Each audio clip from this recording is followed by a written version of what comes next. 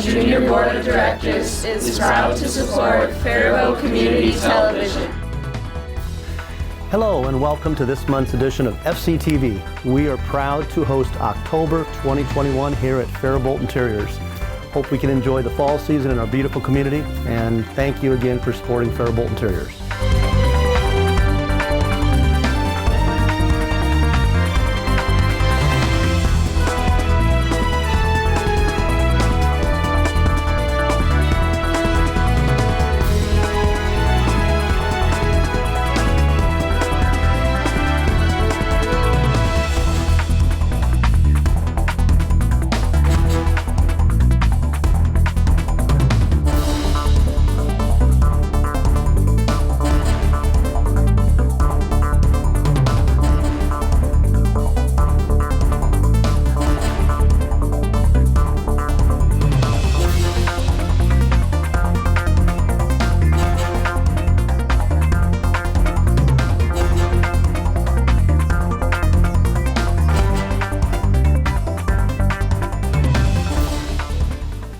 Hi, Dr. Michael Ritchie Eye Clinic and LASIK Center. I'm joined today by our newest addition here at Ritchie Eye Clinic and LASIK Center, Dr. Corey Miller. Dr. Miller is an ophthalmologist who has joined us this past summer, and it's my pleasure to welcome him to the practice and to take this opportunity to introduce him to all of you. Dr. Miller, tell us a little bit about yourself. Where are you from? Where'd you grow up? How'd you end up here in Faribault? Yeah, well, thank you for that introduction. It's great to be here. I grew up in the Twin Cities. I went to high school in Coon Rapids. From there, I went on to undergrad at Hamline University, where I majored in biology. I also played baseball there. From there, I took 1 year to work as a pharmacy technician at Target Pharmacy at the time. And then I went on to medical school. I did my first 2 years up at the University of Minnesota Duluth campus, and my last 2 years were down at the Twin Cities campus. After that, I went on to my intern year, which I did in La Crosse at Gunderson Health System. And then after that, I went to University of Missouri, Kansas City, where I did my ophthalmology training. And then I finished up there in June, and I have come back up here. Well, we're certainly glad to have him. And to clarify, Dr. Miller has gone through the entire same routine that I went through and that all of us in ophthalmology go through. So he's fully trained as an ophthalmic surgeon. He does all the same procedures that I do, and we are in essence a team. And so when you come into Ritchie Eye Clinic and LASIK Center, you'll see our normal team. He is another addition to the team, and from my perspective, he and I are interchangeable, except for the fact that he's got a family that's continuing to grow. Mine is not. Tell us a little bit about your home life. Yeah, so my wife, Gala, I also have two young boys. My oldest is Eli, he's 3.5. My youngest is Asher, he's 1.5. And then we actually have another on the way coming, due date's Halloween. So coming up, and we're going to have another boy. So it's going to be a busy household for us, but very excited. 3's a good number. Keep you busy. So Dr. Miller, enough about family. Back to work. Surgical experience, the operations that you like to do. Tell us your perspective and what you enjoy about ophthalmology and the surgical practice. So the main thing about ophthalmology that I enjoy just in general is I love being able to get to know patients and see them kind of long term, as well as I like that we get to do surgery, and I love doing cataract surgery primarily. That's the most common surgery that I do, and I love focusing on cataract surgery as a refractive sort of surgery, meaning we're trying to get you good vision with our surgeries, and that excites me that we can take someone who's doesn't have great vision and really improve their vision, improve their quality of life, and have great outcomes for patients. So that is the overriding theme here at Ritchie Eye Clinic and LASIK Center. We are here to take care of you. We're here to provide you with the best service and technology available.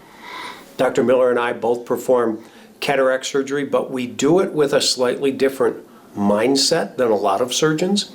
We, as Dr. Miller mentioned, we look at this not only as a surgery to improve your vision by getting rid of the cataract, but also as an opportunity to minimize your refractive error. That is, we do our best to not only get rid of the cataract, but minimize how much you need glasses. Dr. Michael Ritchie, along with Dr. Corey Miller, we are your surgeons at the Ritchie Eye Clinic and LASIK Center. Thanks for joining us.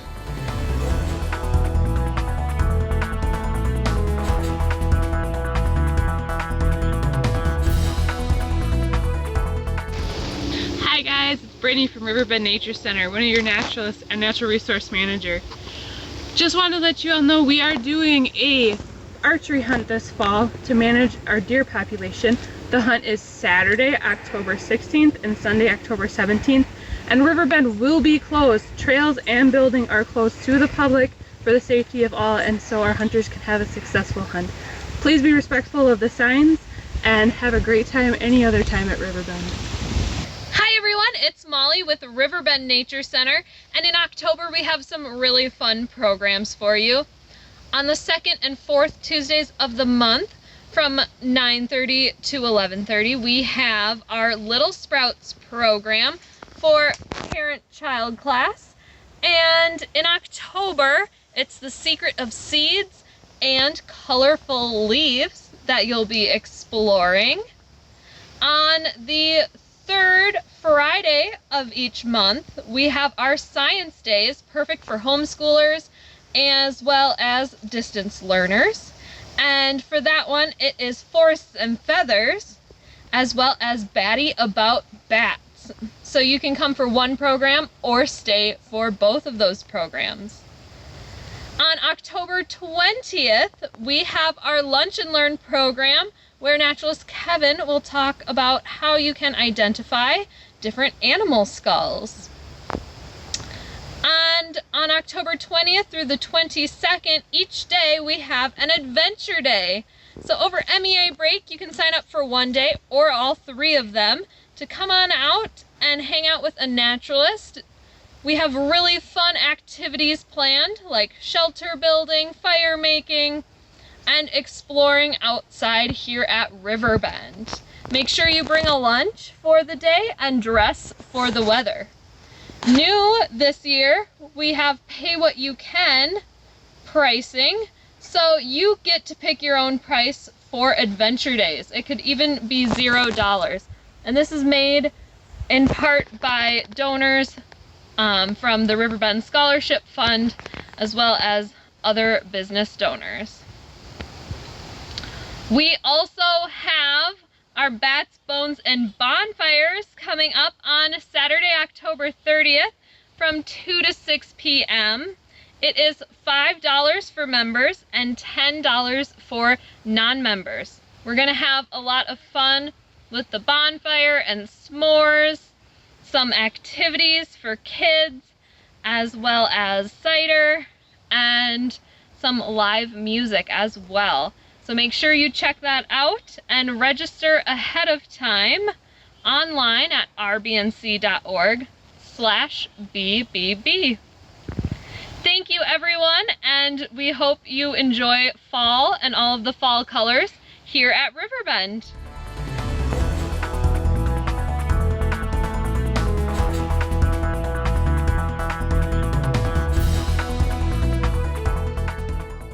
Hello, I'm Paul Panoski, Parks and Recreation Director for the City of Faribault. Welcome to our monthly update here. First thing we want to do is I'd like to introduce to everybody Chad Barman. Chad is our new adult recreation supervisor, and I'll just let Chad introduce himself. Yeah, my name is Chad Barman. I am originally from DeForest, Wisconsin, and now will be very excited to join the Faribault Parks and Rec team. Just to get to know the community and participate as much as I can in making sports go here. Well, and we're excited to have Chad here as well. So a couple of other updates we've got going on. Just a reminder that adult softball is wrapped up for the year, and adult volleyball, we are now taking registrations for that. We have lots of swimming lesson opportunities available for people. Facility rentals are coming on this time of year. Our fitness room is always open, and water exercise programs, adult aerobic programs, and our mind and body classes, so our yoga and Pilates classes are also in full swing here now. So if you're looking for anything to do, please get a hold of the Buckham Bulletin and look through all of our different programming. We are back on regular cycles now, so you will see the programs, the bulletin coming out every 3 months like it used to. Thank you.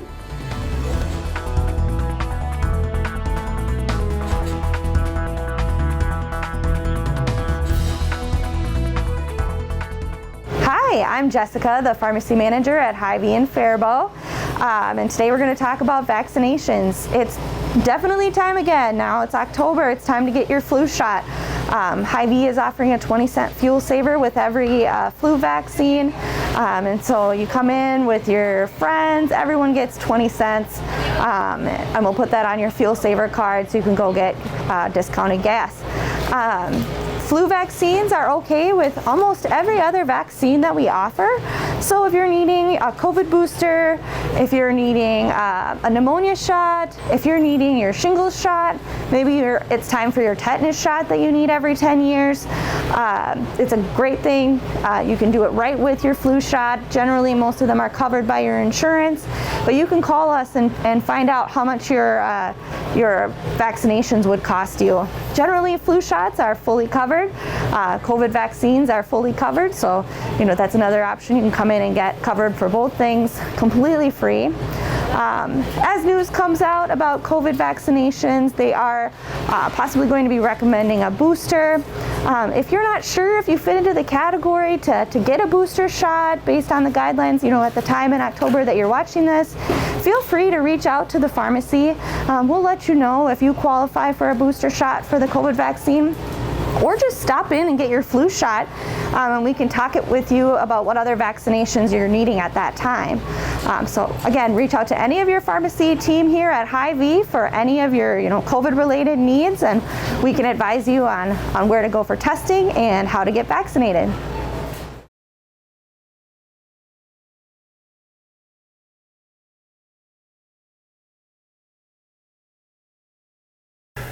What we do here at Faribault Interiors is we sell cabinetry, several brands, countertops. Cambria is one of those, granites and quartz. We also sell all types of flooring and window treatments. One of the types of floors can also go on walls, and that would be ceramic tile. This month, October, we're featuring Inner Ceramic. It's been a product we've sold for 35 years. Had a lot of success with it. And the evolution of ceramic has changed so much with patterns, sizes, the look, the width of the grout lines. And as you can see here too, the display, it just shows so many vibrant colors and vibrant looks that can help with a backsplash, help with a back feature wall in a home, obviously an entryway, bathroom floors, the backs of showers and the side walls. The day of just doing a subway tile.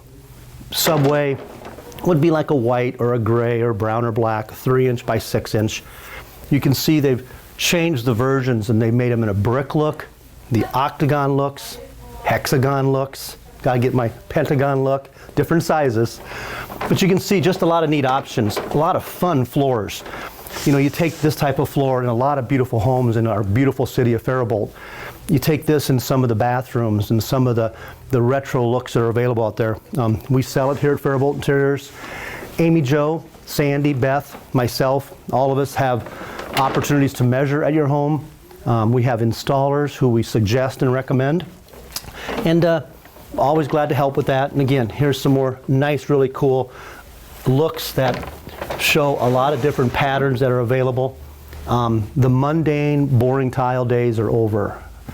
So we'd love to have you stop in at Faribault Interiors. We love to say come play on our floors. We love to say you're a confident and reliable partner. So come on in and see us. We're across from our and your Chamber of Commerce, Wilson Avenue, just down the road from A&W. And our hours are during the week till 5, Fridays till 4, and always by appointment.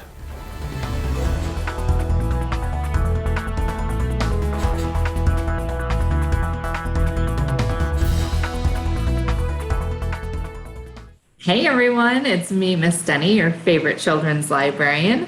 Thanks for joining me. I am here to tell you about everything that is happening at your library in October. So we will continue with our virtual 5-minute bedtime stories. Those take place on Tuesday nights at 7 o'clock. You can find them on our Facebook or our YouTube page. And if you can't join me live, no worries. The playlist is saved and the videos are posted and shared so you can watch them whenever or however many times you like. So join me Tuesday nights at 7 o'clock for a short bedtime story. And then for a more interactive experience, you can join me on Zoom for Storytime Share and Tell. That is on Wednesdays at 10 a.m. We have a really fun group that joins me for those every week, and we would love to have you join us. So all you need to do is send me an email or send me a message on our social media, or even give me a call, and we'll make sure you get hooked up with the link for that Zoom. And again, that is Wednesdays at 10 a.m. Our Teen Advisory Board will be meeting in October. The October meeting will take place on Monday, October 11 at 4:30. The Teen Advisory Board, or TAB, as we like to call it for short, is for youth in grades 6 through 12. So if you are interested in joining TAB, let me know and I'll get you an application. Bob started a Dungeons and Dragons club. This club is for youth in grades 6 through 12. And if you have any interest in joining the club, you'll want to get in touch with Bob. Registration is required.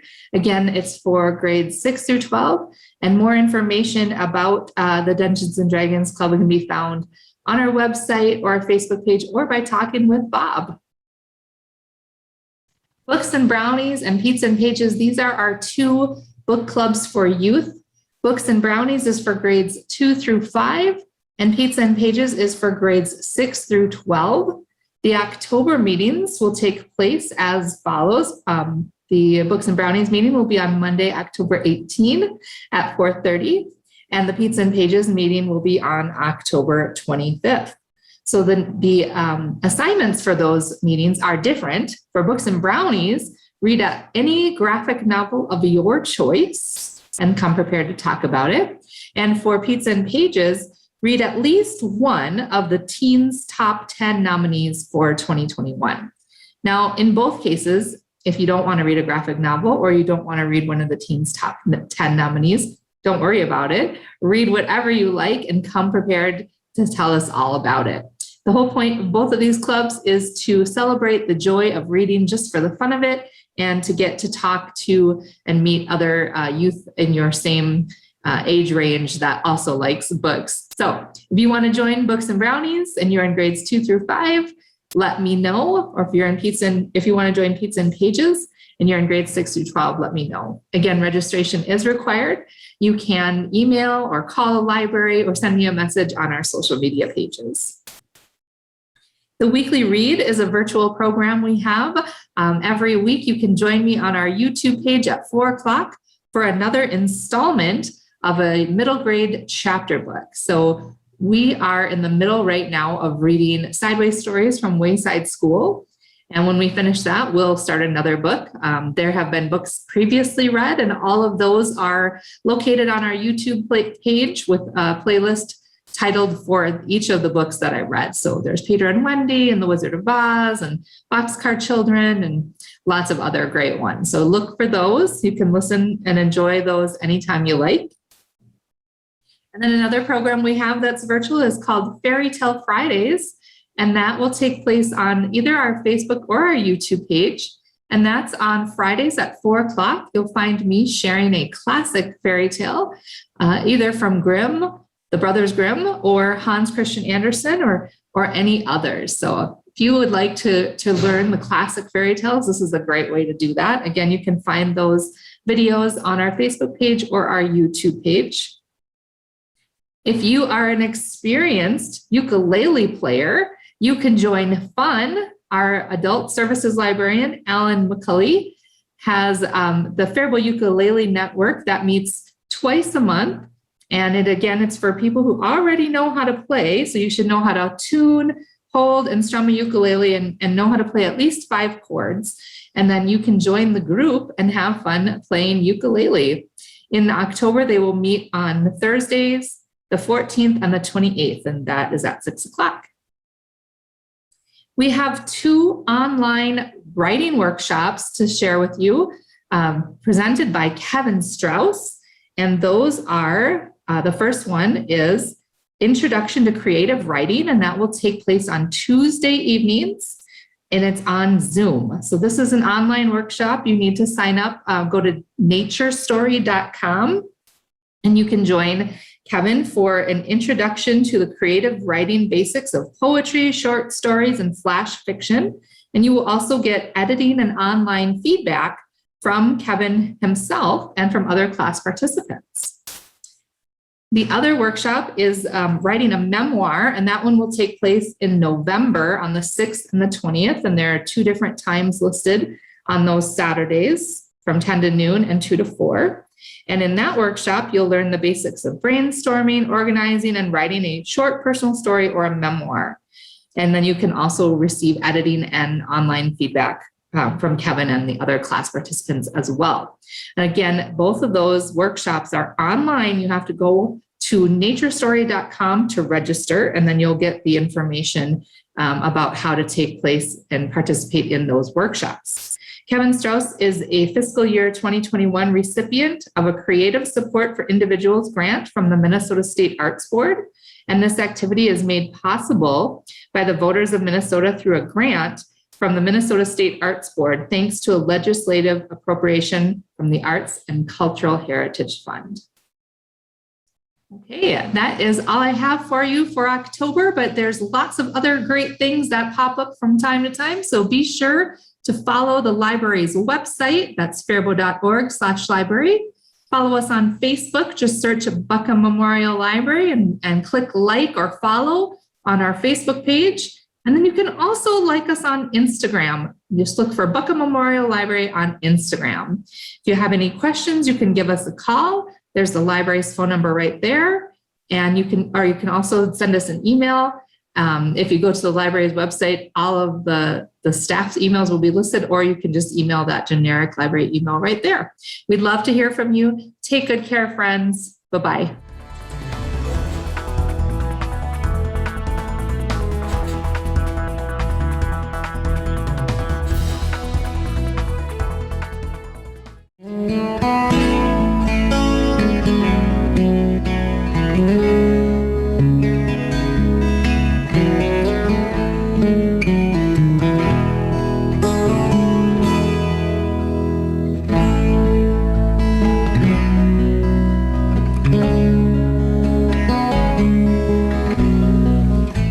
Welcome to the Rice County Historical Society. My name's Sue Garwood and I'm the Executive Director. And today we are out in Harveston Heritage Hall, and I thought I would share with you some of our newest signs. Now I know that we've done featured our sign collection in previous episodes, but as with all things, our exhibits and our collection changes as we add new.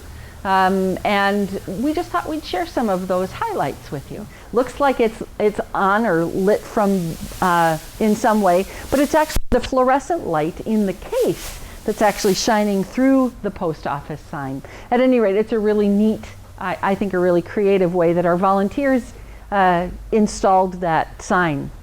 And then if you pan up, you can see a new sign, Master Farmer and Seed. Of course, Farmer Seed and Nursery here in Faribault. Here you can see our new sign. It's actually a paper sign, which is why it looks like it's a little rough. That's from where it was originally stored at Farmer Seed and Nursery.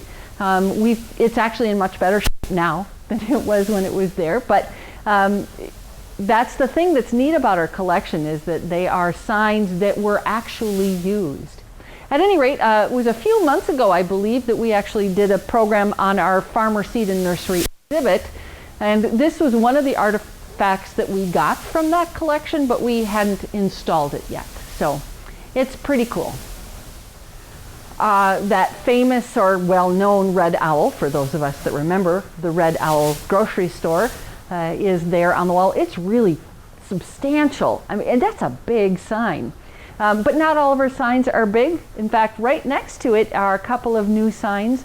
We've got modern printers. They're no longer in operation.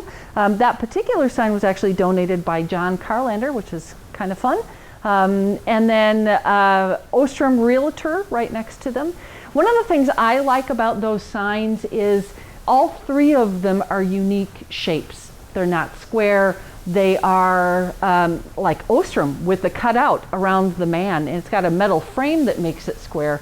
But the sign itself is so interesting. And again, MP for modern printers out of that. And of course, the red owl in the shape of the owl's face. This is another sign of unusual shape. This one was from the Sanitary Bakery, also known as Snyder's Bakery here in town, and was donated by Bill Helling. It's so very unique, and I'm so excited that we were able to share it with everybody. And then of course right next to it are a couple of signs that we've gotten, again, somewhat recently, I think certainly since we last shared photos of signs with you all. Voss Flooring and Grandia's Gifts and Crafts signs. You get a chance to tour Harvest and Heritage Hall. Don't forget to not just look up, but also look down. Here's Crafty Maven sort of peeking between the ladder and some of the hose carts from the local fire department. Those of you who were watching us in previous months, I think it was June, saw some volunteers that were doing work, and they were working on installing this sign. It's kind of fun. It's 7-Up sign with then, of course, the business name in green below it. On this side, it's Cuther's Tavern, the gray shingle. The other side is the curve, and as you can see, it has been wired, so it actually lights up. So that's the sign that you saw volunteers putting together before it was installed. Artcraft Interiors, Builders Specialty Company, and Chuck Doobie Construction are all also new. Although we certainly continue to add signs, we also keep up some of those fabulous signs that we've gathered over the years. The Treasure Cave Blue Cheese sign is amazing. Again, a hand-painted sign of the logo there of the gentleman, and then all of the individual signs that were actually inside the blue cheese factory and indicating different rooms for each stage of making cheese. And then in the middle of that space, right in front of Treasure Cave Cheese, is Hatchfield and Brothers Builders, Poyer Pharmacy, and then of course Jim and Joe's.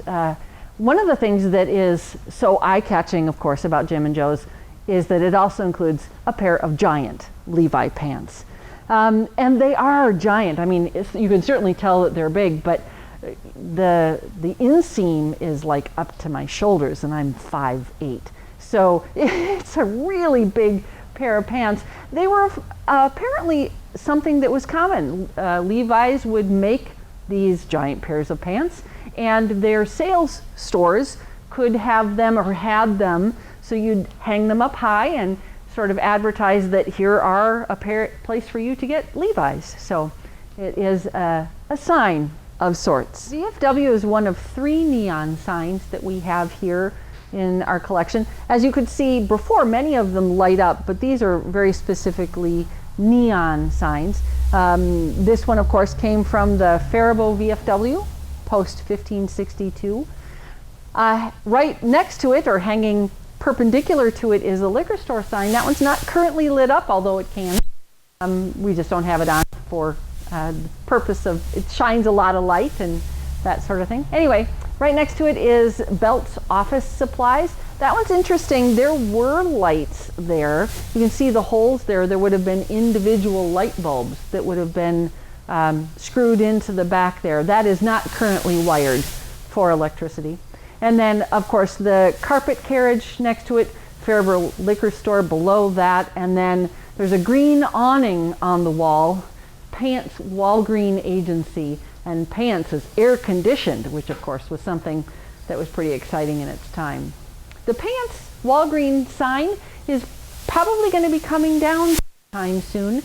It is cloth, and although it certainly has limited light exposure, it's best that cloth things rest. So it is time for that to come inside and rest for a while. So we'll be putting up a new sign there. Although today is mostly about signs, as long as I've mentioned it, I will say that one of the things that is a continual concern in all museums are things we call agents of deterioration, things that can cause artifacts to deteriorate. And light is the worst. Light damage to things causes fading. If you've ever kept anything on the dash of your car, you know that, especially a newspaper, will be brown within even just that day. And that's light damage. Now, things like an awning that was originally intended to be outside is of course going to be much more color fast. But light damage is accumulative. You can't undo light damage. And so because we work at the museum, we think in terms of centuries, we want to be sure that this is a sign that can come out again. So by resting it every few years, we just extend its lifespan, really. It's also important to note that this is, the reason this building's not open year-round is because there's no heat or air conditioning, unlike the sign. This building doesn't have it. And that fluctuation in temperature can also be hard on textiles in particular. But for that, because it's right in front of the window, our primary concern is light. So that's why that one's going to be resting for a while. Signs aren't only in our Harvest and Heritage Hall, they're also in the museum. In fact, right above me is a brand new sign hung again this summer. This sign was donated by Dave Carell of Brushworks, and not only donated, in fact, Dave actually made this sign. Of course, that's what he did, but it's, again, more than just made. In fact, these leaves that are right over my shoulder were actually hand-carved. It was, of course, a sign made for the Chamber of Commerce. For reasons I haven't heard, they never actually ended up using it. It was intended to be outside. They went in another direction, and so we were lucky enough, and this sign was available, and he kindly donated it to us. When we were out in Harvest and Heritage Hall, you may have noticed that we were actually just in the heritage side, the side with businesses. There are very few harvest signs, a few signs, and we'll show those to you at a later date. But we're actually seeking signs that are farm related. Could be from a co-op or from an implement dealer or something like that. If you know of any signs, we sure would be delighted to learn about that. You can come see our signs or make a donation of a sign by giving us a call at 507-332-2121. You can stop by and see us at the Historical Society. We're on the east end of the Rice County Fairgrounds at 1814 Northwest 2nd Avenue. You can also find us on the web at www.rchistory.org. Rice County Historical Society, preserving the past for future generations.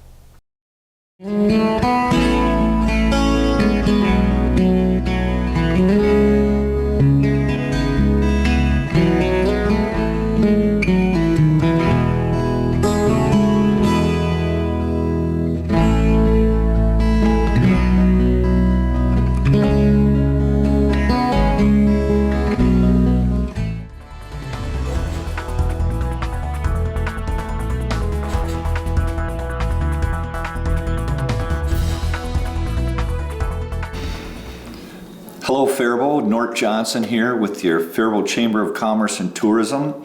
I'm going to talk today about one of our little divisions that has become active in the last 3 years, and that's the Chamber Trust. The Chamber Trust is a 501c3 organization, technically a charitable organization then, as contributions can be written off, in the same fashion as some other organizations that I'm sure you're aware of. The 501c3 status allows the Chamber of Commerce to utilize grant opportunities that are available for education as well as in the downtown district. We're also able to take in charitable contributions and route those so they're tax deductible for those person making those people or businesses making those donations, and we can turn around and use those. Right now we have a scholarship fund. We have also a transportation fund for moving students between job fair and places of business and schools. We can also use that for other workforce development opportunities. So we're happy to have this tool in our toolbox. A couple of things that are going on right now with the Chamber Trust is they are holding a piece of property that will be used for the development of a pilot program in the construction trades. So the advantage of having that business unit active is that was able to be made as a contribution to the Chamber of Commerce. So we also received a grant from the State Chamber Foundation specifically to help us move students around to different businesses, job fairs, and other training opportunities. So we're happy to have that wonderful tool in our box. We only expect that those funds to grow and that specific branch of the Chamber to be utilized even more. A couple of other things, I want to talk about events coming up. I'm going to be looking right over there because I've got it up on the screen. This will probably not make it, but we will have had a fantastic chili cook-off on October 2nd. That's just this coming Saturday. As you know, we film a little bit ahead of time. The Chamber Gala is October 15th in the downtown. We're very excited about that. The event will include quite a report from our school district and from South Central College as it relates to workforce development. It's going to be a lot of fun. We also have our strategic planning out of the Chamber of Commerce on the 26th. That's where our board gets together, reviews the tactics and programming from the last year, evaluates them, and then talks about other priorities that we may want to put into place, and then update our work plan for the following year. After that, we update our budgets and work toward ensuring we have the right resource to accomplish those, including human capital and dollar capital to get those things done. Also, November 10th, get this one on the calendar, Mills City Senior Living is going to be having an open house. Business before hours, so start at 7:30, and again, that will be at Mills City Senior Living. And also Winterfest, always the first Saturday of December, so that'll be December 4th this year. Winterfest is going to include, again, our lighted parade. We're hopeful we'll still be able to have fireworks. The new construction near the American Legion took away our old launching pad for the fireworks downtown, but we're looking at a couple of other options, and hopefully we'll be able to pull off fireworks again in the downtown.